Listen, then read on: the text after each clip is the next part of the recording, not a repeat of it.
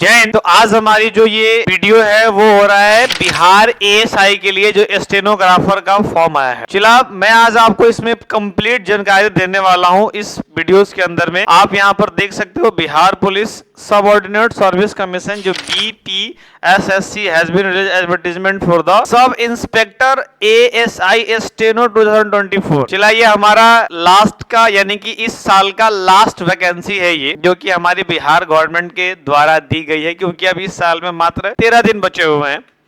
अब हमारा इसका टोटल पोस्ट कितनी है, तो टोटल पोस्ट इसमें 305 है और इसकी पे स्केल जो है वो 29,000 से लेकर के 92,300 तक जा सकता है।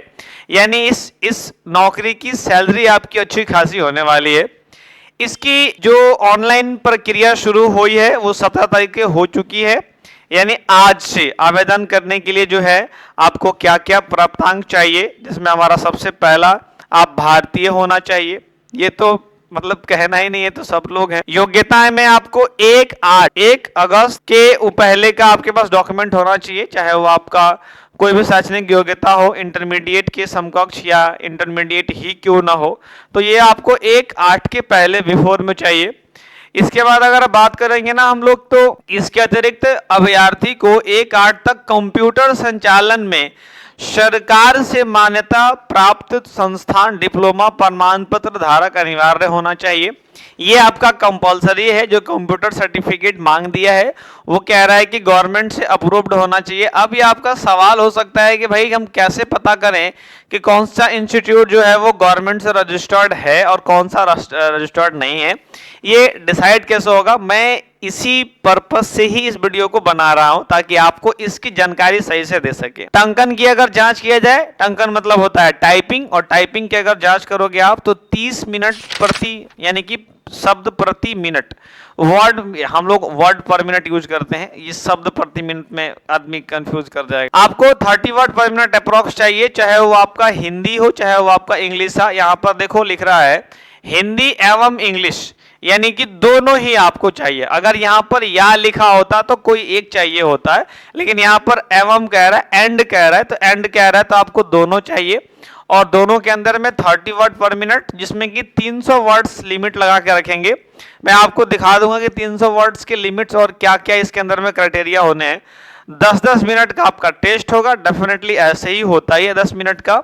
हिंदी में आपका 5% और अंग्रेजी में 10% से गलतियां अधिक नहीं होनी चाहिए। 10% हमारा है इंग्लिश के लिए, 5% है हमारा हिंदी के लिए। और नहीं तो अगर उसे अयोग्य घोषित कर दिया जाएगा।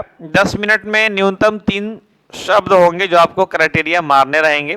और कंप्यूटर ज्ञान की जांच को अगर बात करोगे, यानी कि CPT, माय डियर फ्रेंड्स, इसमें CPT भी पूछेगा। और CPT की बात अगर करोगे तो ये पूछ रहा है कि वर्ड, एक्सेल, पावर पॉइंट और इंटरनेट, इसमें बिहारी ज्ञान की जानकारी चाहिए आपको। इस जांच में असफल अभ्यर्थी को अयोग्य घोषित कर दिया जाएगा। इसका मतलब ये होता है कि आपको इसमें क्वालिफाई करना है, इसका कोई मेरिट का वो नहीं होता है। तो क्वालिफाई यानी कि इसमें क्वालिफाई आपको करना ही पड़ेगा, तब जाकर के आप आगे प्रोसीड कर पाओगे।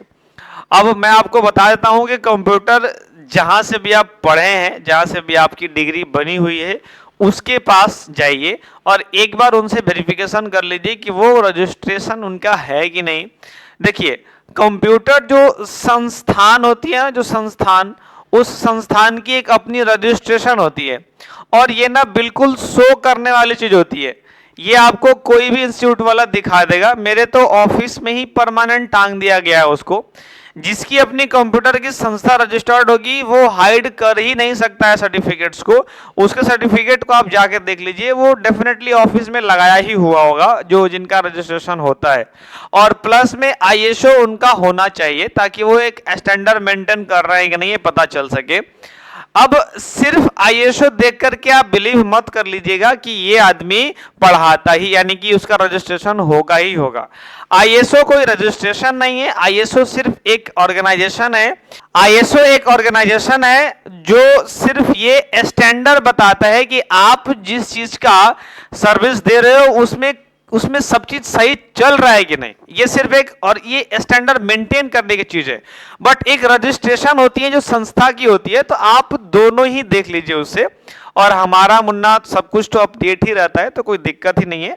और उसकी अपनी एक वेबसाइट जाकर जरूर चेक कर लीजिएगा कि भाई वो आपके जो डिग्री है, जो आपको रजिस्टर्ड करने का यानी कि आपको पढ़ाने के बाद जो दिया गया डिग्री है, क्या वो ऑनलाइन शो हो रहा है कि नहीं हो रहा है। तो ये 3-4 चीजें आप अगर कंप्यूटर से संतुष्ट हैं तो डेफिनेटली आप काम उसकी डिग्री को लगा सकते हैं, बेसिकली आप लगा सकते हैं। आज आपकी डेट शुरू हो गई है 17 तारीख से, और इसकी लास्ट डेट जो है जो 17 जनवरी तक दिया है 2025 तक।